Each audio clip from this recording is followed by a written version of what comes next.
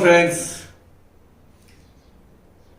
पिछले वीडियो में हमने वाइल्ड लाइफ मैनेजमेंट के संबंध में जो वाइल्ड लाइफ की संख्या में शिकार के कारण से जो कमी आती है उसके बारे में हमने जानकारी दी।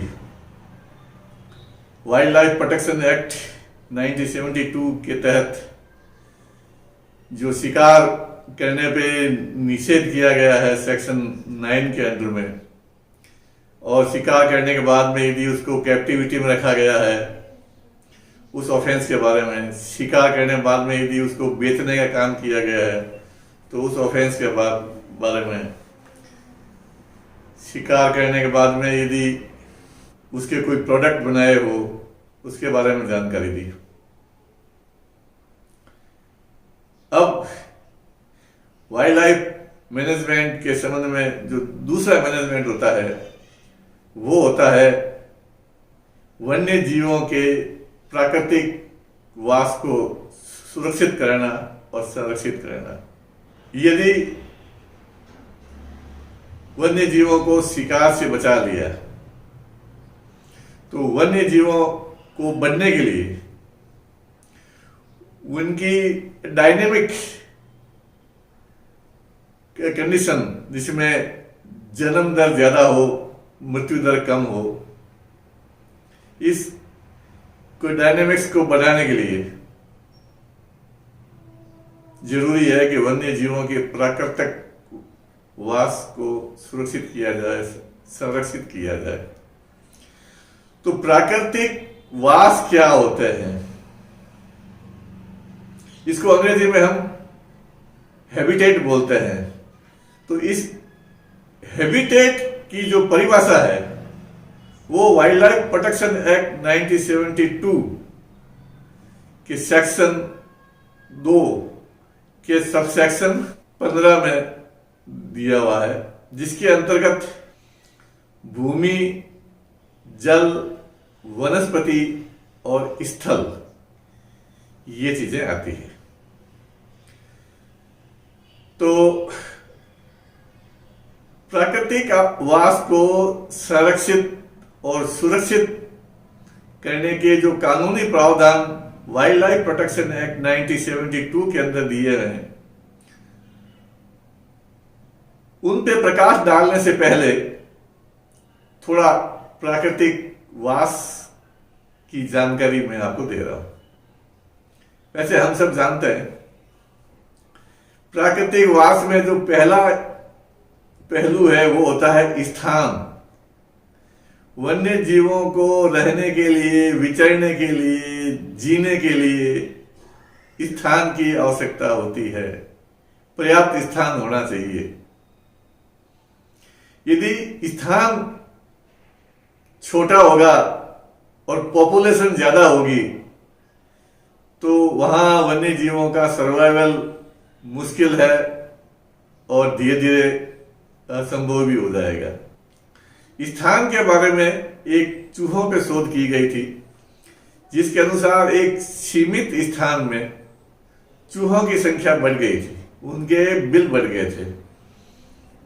तो चूहों की पॉपुलेशन बढ़ने से क्या हुआ, अपने आप को जीवित रखने के लिए, सर्वाइव करने के लिए कुछ चूहे दुष्ट प्रकृति के हो गए और उन्होंने अपना झुंड बनाया। उस दुष्ट प्रकृति के चूहों ने सामान्य चूहों के बिलों के अंदर घुसकर उन पे कब्जा करना शुरू किया। चूहे के बिल के आखिरी हिस्से में उनका गोदाम होता है जहां चूहे दाना, खाने वगैरह स्टोर रखते हैं। उन खाने के गोदामों पे उन दुष्ट चूहों ने कब्जा कर लिया। जो चूहों के बच्चे थे, जो शावक थे, उनको कुचलना शुरू कर दिया, मारना शुरू कर दिया, और वे शावक भी इधर उधर भटक गए और मर गए। और दुष्ट चूहों ने सामान्य नर चूहे और मादा चूहों के साथ में भी जाति की। उस स्टडी में ये पाया गया कि उन चूहों ने मादाओं के साथ बलात्कार किया और नरों के साथ बलात्कार किया, और इतना आतंक मचाया कि वो सामान्य चूहे भयभीत होकर के एक कोने में दुबक गए और उन सामान्य चूहों में फिर लड़ने की रुचि नहीं रही और इंटरकोर्स करने की रुचि नहीं रही। वो सामान्य चूहे नपुंसक बनकर के रह गए। वो उधर दुष्ट चूहों की ताकत के आगे वे बेबस थे और जब वो सामान्य चूहे मरे तब उनका पोस्टमार्टम किया गया तो उसके अंदर उनके हार्ट, किडनी, लंग्स ये बहुत कमजोर पाए गए, डैमेज पाए गए। तो कहने का मतलब यह है कि यदि स्थान की कमी होगी ना तो वहां रहने के लिए स्ट्रगल होगा और स्ट्रगल में कुछ ताकतवर जीव, दुष्ट प्रकृति के जीव हावी होंगे तो दूसरे जीवों को स्ट्रेस में आने के कारण वो मरने शुरू हो जाएंगे, उनके बॉडी पार्ट्स खराब होने शुरू हो जाएंगे और उनके बच्चे भी मर जाएंगे। तो इस तरह की स्थितियां पैदा हो जाती है।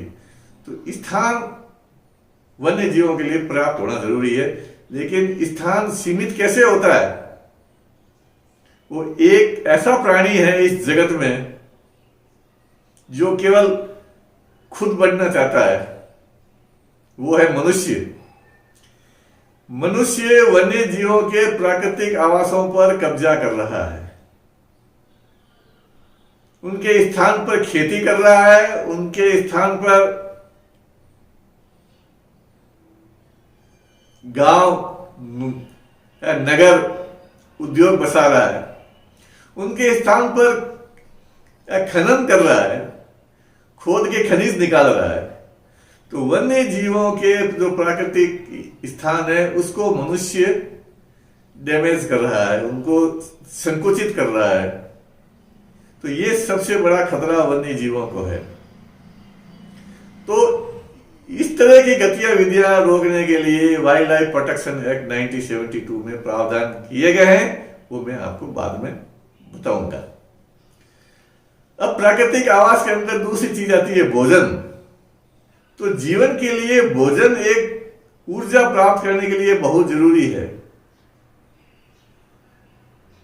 भोजन के लिए जो प्राकृतिक ऊर्जा है वो होती है सूर्य ऊर्जा, जैसे मैंने पहले आपको बताया। सूर्य ऊर्जा को लेकर जो पेड़ पौधे होते हैं उनकी पत्तियों में जो क्लोरोफिल होता है, उनकी मौजूदगी में कार्बन डाइऑक्साइड गैस वातावरण से लेते हैं, जमीन से जल और लवण लेते हैं और ग्लूकोज का निर्माण करते हैं। वो ग्लूकोज से मिलने वाली ऊर्जा पेड़ के तो काम आती ही है, लेकिन उसके बाद में उस ऊर्जा का उपयोग जंतु करते हैं, जीव करते हैं। उसकी पत्तियां खा करके, उसके फूल खा करके, उसके फल खा करके, उसके बीज खा करके, और फिर उन शाकाहारी जानवरों में जो ऊर्जा संग्रहित होती है उस ऊर्जा को मांसाहारी जानवर खाते हैं। तो एक बॉडी वेट का, एक शरीर के भार का एक मोटा मोटा फॉर्मूला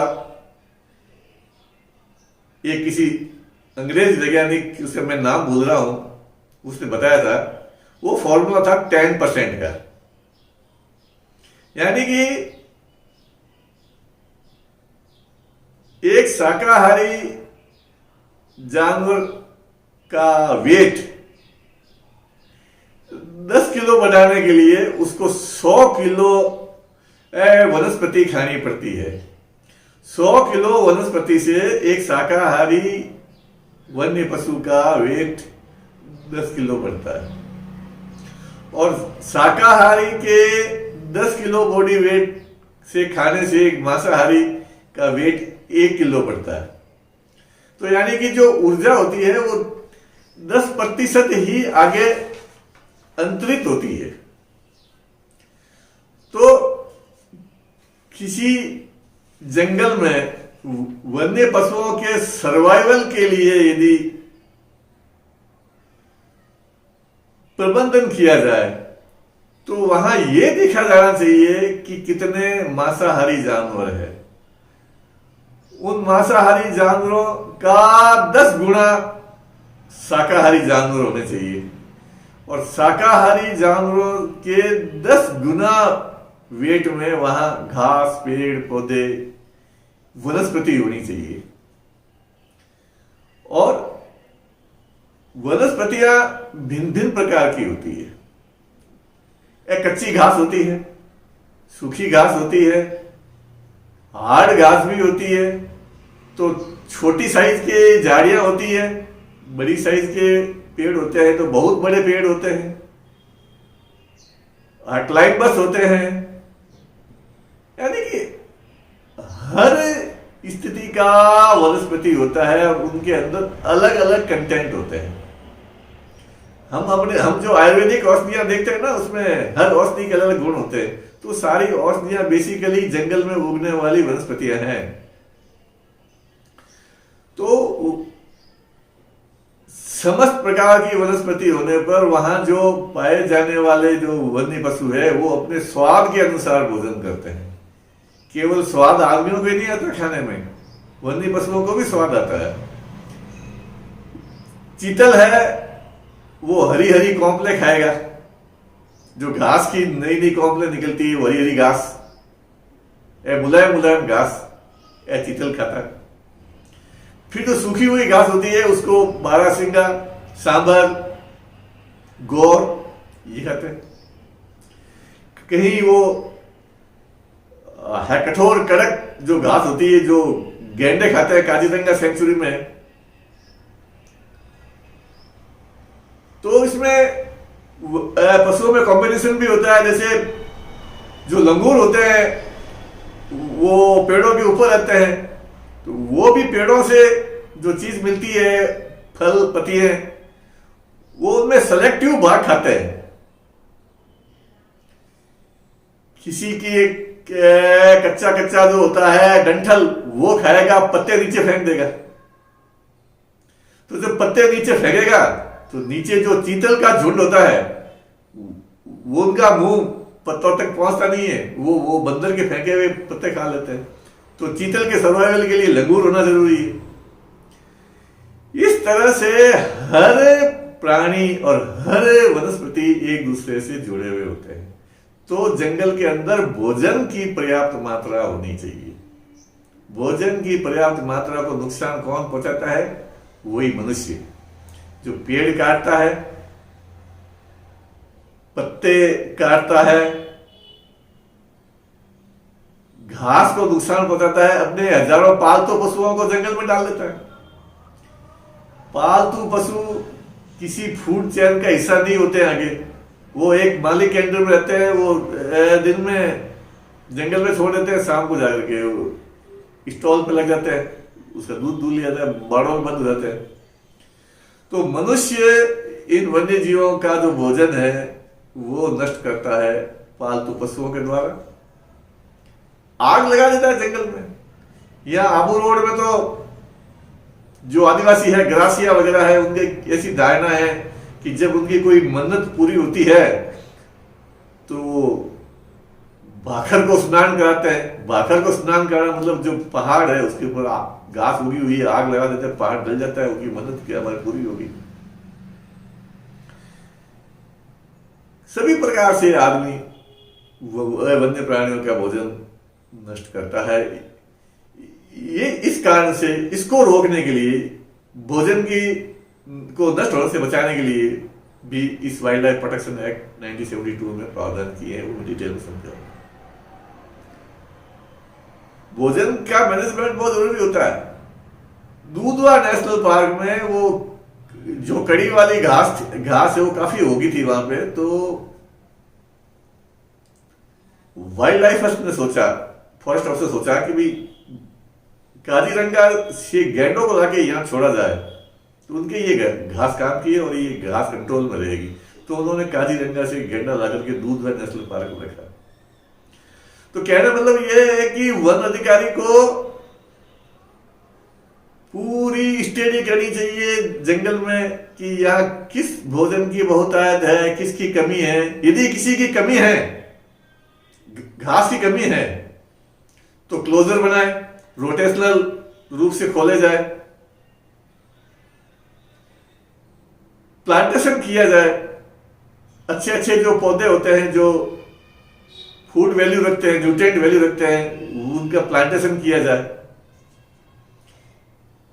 यदि भोजन है और खाने वाला नहीं है तो खाने वाले वन्य जीवों को वहां ट्रांसलोकेट करके वहां एस्टेब्लिश किए जाए। ये सब चीजें एक ट्रू वाइल्ड लाइफ हर फॉरेस्ट ऑफिसर के लिए होती है। ये फॉरेस्ट ऑफिसर को समझना जरूरी है और उनका जो प्लान बनता है वो इसके ही अनुसार बनना चाहिए। इसके बाद तीसरी चीज आती है जल। भोजन, इसके बाद जल। वन्य प्राणियों के लिए, क्या हर जीव के लिए जल बहुत आवश्यक होता है। कई वन्य प्राणी तो ऐसे होते हैं जो डेजर्ट में रहते हैं या ऐसी जहां जल नहीं होता है, तो उनके बॉडी में इतने एडेप्टेशंस हो जाते हैं कि उनको फिर पानी की जरूरत नहीं रहती है। तो पर्याप्त मात्रा में जल होना चाहिए। अब हर वन्य प्राणी एक दिन में 2 बार पानी पीता है, एक सुबह और एक शाम को। तो वो जहां उसकी भोजन की उपलब्धता है, उस भोजन की उपलब्धता के नजदीक जल होना चाहिए। कम से कम इतना नजदीक हो कि वो वहां पानी पीने के लिए 2 बार जा सके।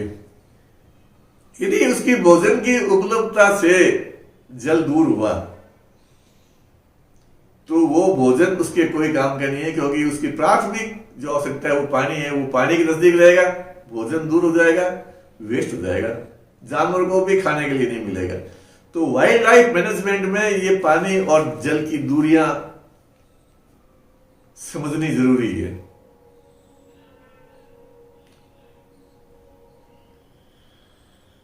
जंगल के अंदर जल हर समय नहीं रहता है। बरसात में जो वहां तालाब होते हैं, सीजनल नदियां होती है, उनमें पानी बहता है, गड्ढों में पानी भरता है। बरसात के जाने के बाद धीरे जल की कमी आने लगती है।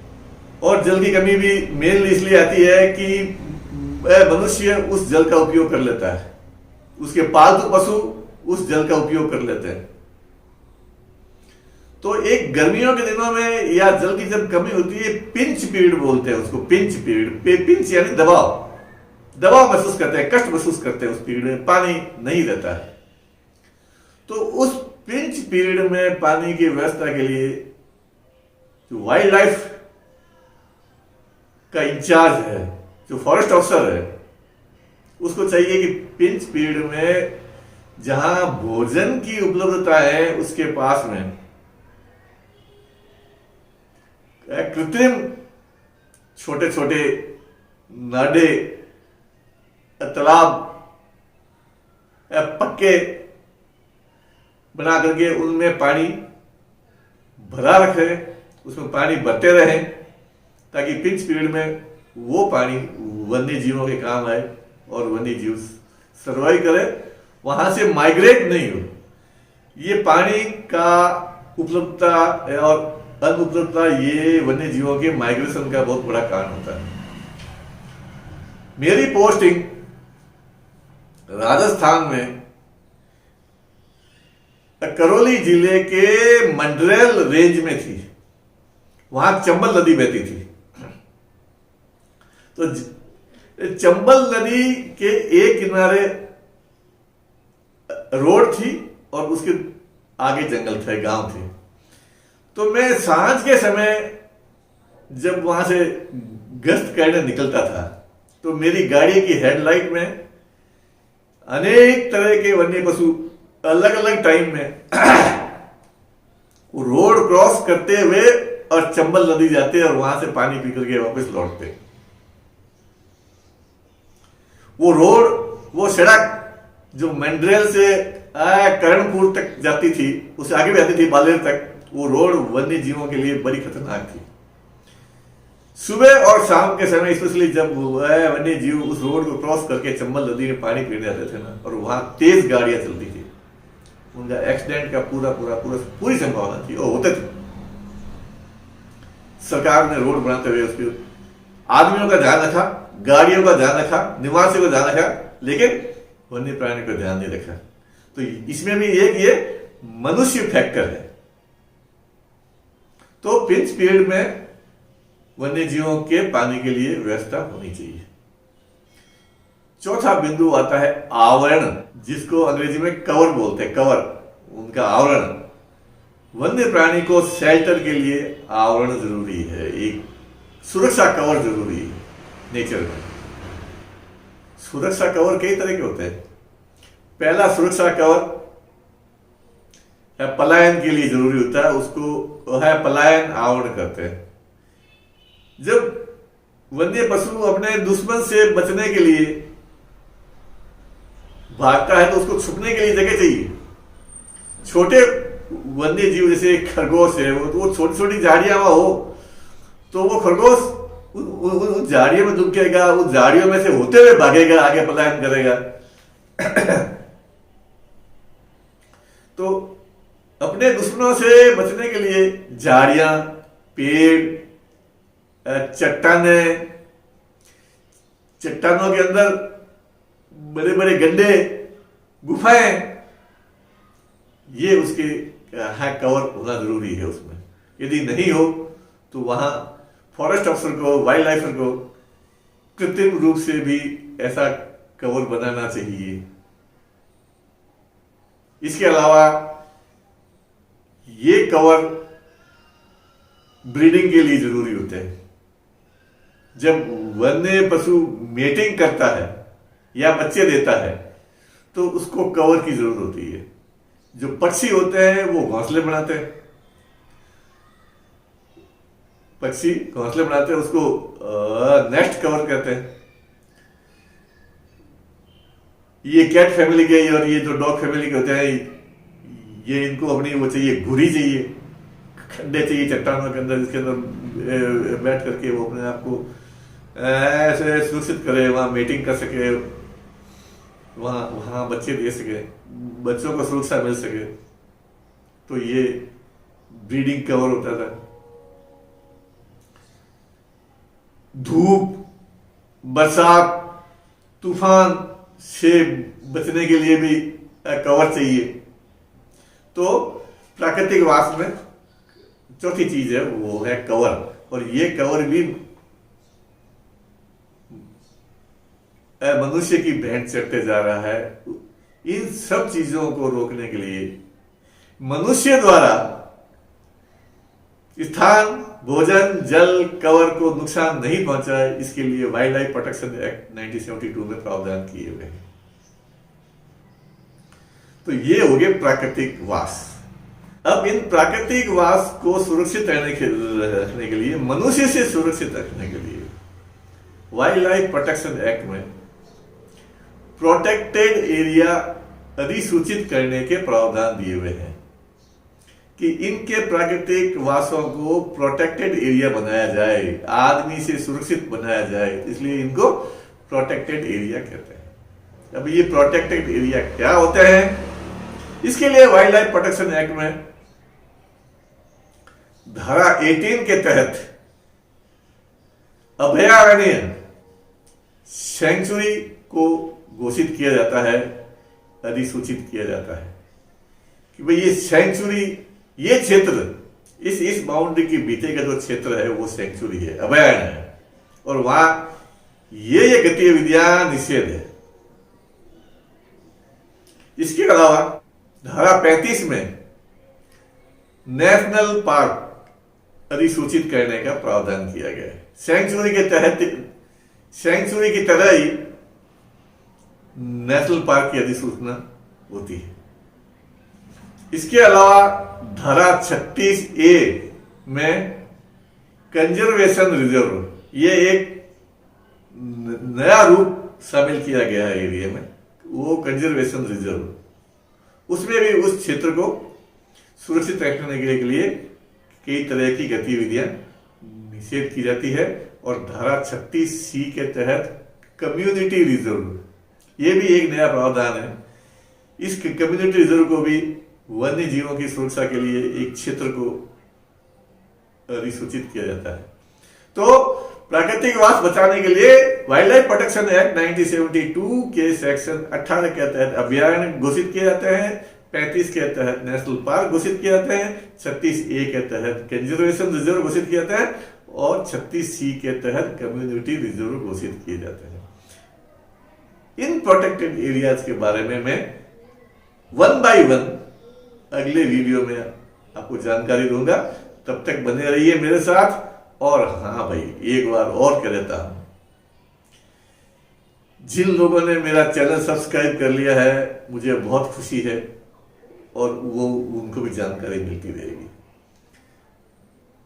जिनको मेरे चैनल की जानकारी नहीं है, तो जिन लोगों ने ये चैनल सब्सक्राइब किया है, मैं उनसे निवेदन करता हूं कि कृपया उन लोगों को भी बताएं कि YouTube का ये चैनल है जो फॉरेस्ट्री और वाइल्ड लाइफ की जानकारी देता है, ताकि उनको भी लाभ मिले और उनको प्रेरित भी करें कि इस चैनल को सब्सक्राइब करें। अब इस वीडियो के बाद में मैं चाहता हूं कि मेरे सब्सक्राइबरों की संख्या बढ़नी चाहिए। ओके, अब हम मिलते हैं अगले वीडियो में, जिसके अंदर अभयारण्य, नेशनल पार्क, कंजर्वेशन रिजर्व और कम्युनिटी रिजर्व के बारे में और उनके प्रावधानों के बारे में बात करेंगे। धन्यवाद मित्रों।